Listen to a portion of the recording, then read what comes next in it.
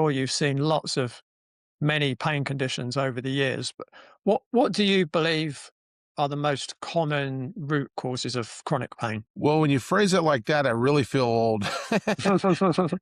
A quarter of a century. I think that there's acute pain and then there's chronic pain, and I'm a chronic pain specialist. So uh, let me differentiate the two. Acute pain is when you have a new injury or something like you're riding your bicycle and you fall off and you hurt your knee or you hurt your hand or your shoulder.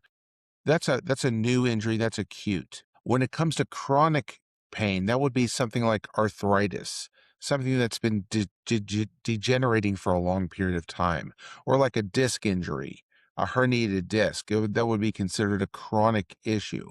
And that's where I focus. The name of my clinic is called the Chronic Condition Center. And because I kind of focus on those complex long-standing problems have been bugging people for a long period of time. And so when it comes to chronic problems, what leads to that is mostly it could be coming from degeneration. It could be coming from abnormal posture. It could be coming from poor ergonomics. A sports injury that never healed, like when you were playing football as a kid, and then when you're in your 50s, your knee bothers you. As the tree is bent, as the twig is bent, so grows the tree. Mm. So, a lot of times, or most of the time, what's going on is that, these people have an exacerbation of a pre-existing condition. They have something that happened years or even decades ago that's coming back to haunt them.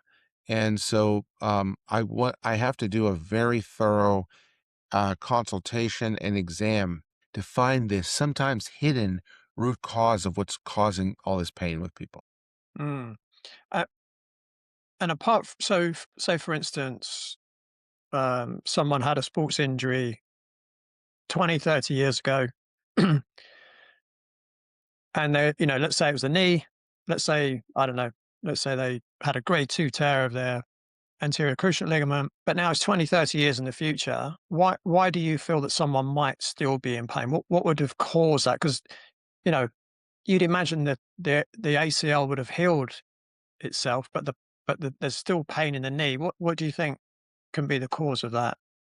What I found is that it's mostly related to degeneration or it's related to an imbalance of muscles.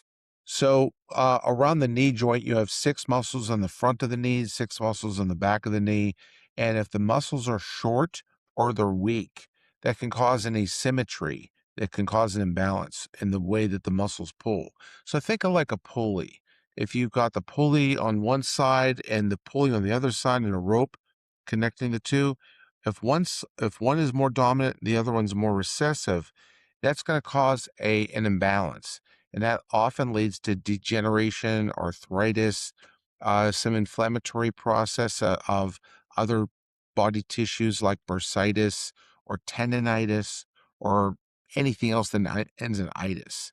So, um, the first thing that I want to do is I want to get them out of pain. The second thing, I want to improve their movement and their motion of that joint. So the quality of the movement and the quantity of the movement is very important. And then the next step after that is giving them little exercises that they can do and progressively ramping them up to more complicated and more intense exercises. And we also focus on primitive body movements, things that were formulated or developed when you were a baby, such as rolling over or climbing a flight of stairs or walking.